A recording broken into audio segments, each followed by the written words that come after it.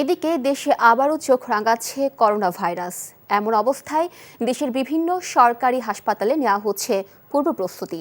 কিন্তু কুষ্টিয়া সদর হাসপাতালের পিসিআর ল্যাব ও কুমিল্লা সরকারি হাসপাতালগুলোর আইসিইউ ও আইসোলেশন ইউনিট অযত্নে অবহেলায় নষ্ট হয়েছে।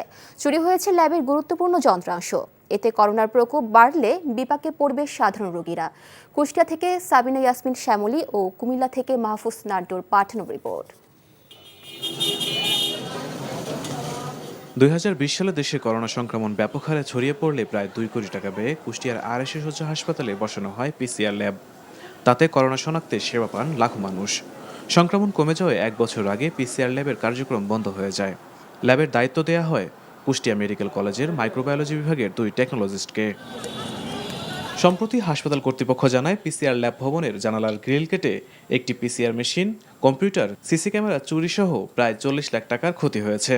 এ ঘটনা জেলা জুড়ে সমালোচনার জন্ম দেয়। তাদের দায়িত্বের প্রতি কতটা অবহেলা থাকলে, দায়িত্বের প্রতি অসচেতনতা থাকলে একটা গুরুত্বপূর্ণ জিনিস, গুরুত্বপূর্ণ সরঞ্জাম এই জায়গা থেকে হারা যেতে পারে। এগুলো আসলেই চুরি হয়ে গেছে কিনা বা তাদের কোনো কারসাজি সেটা আমরা যথেষ্ট তদন্ত সাপেক্ষ আমরা একটা দেখতে চাই। চুরির বিষয়ে থানায় অভিযোগ দায়ের সহ 5 সদস্যের তদন্ত কমিটি গঠন করার পাশাপাশি করোনা আক্রান্ত রোগীর চিকিৎসায় আইসোলেশন ওয়ার্ড প্রস্তুত রাখা হয়েছে বলে জানান এই কর্মকর্তা। তদন্ত রিপোর্ট পেয়েছি এবং সেখানে দায়িত্ব অবহেলার জন্য ওই দুইজনের করা হয়েছে আর কি, শোকজ করা হয়েছে। আইসোলেশন ওয়ার্ড আমাদের রেডি, কিন্তু আমরা আসলে ওই কিছুটা ডায়াগনোসিস কনফার্ম করতে পারছি না বলে তাদেরকে আইসোলেশন ওয়ার্ডেও নিতে পারছি না।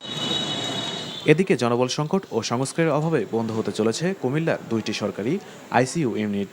সদর হাসপাতালের আইসিইউ ইউনিটের মেশিন নষ্ট, নেই অক্সিজেনের সরবরাহ।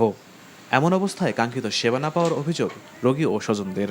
যে আইসোলেশনটা কার্যকর আছে কিনা, তো দেখলাম যে এটা আসলে কার্যকর না। এটা যখন তার আগে যখন করোনা ছিল, করোনার মহামারী ছিল, তখন এটা কার্যকর ছিল, কিন্তু বর্তমানে কার্যকর না। হাসপাতাল কর্তৃপক্ষ বলছে ইআরপিপি প্রকল্পের মেয়াদ শেষ হওয়ায় আইসিইউ ও আইসোলেশন ইউনিটগুলো এখন অচল। আমাদের যে 20 বেডের আইসিইউ আছে, আমরা ফুলি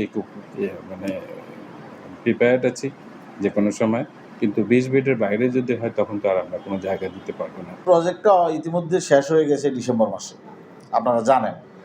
তো আসলে কিন্তু যেটা আছে সেটার মধ্যে আমরা চালনা করতেছি। তো এখন এই মুহূর্তে আমরা যেহেতু প্রজেক্ট শেষ হয়ে গেছে, প্রজেক্ট নতুন করে চালু হলে এগুলো আবার হবে। করোনার ভয়াবহতা শুরু হওয়ার আগেই হাসপাতালগুলোর সমস্যা সমাধান করে স্বাস্থ্যসেবা নিশ্চিত করা হবে, এমনটাই প্রত্যাশা সকলের। Imrul Kayes, NTV news desk. Bundle থাকলে প্রতি সেনমানিতে টাকা বাঁচবে।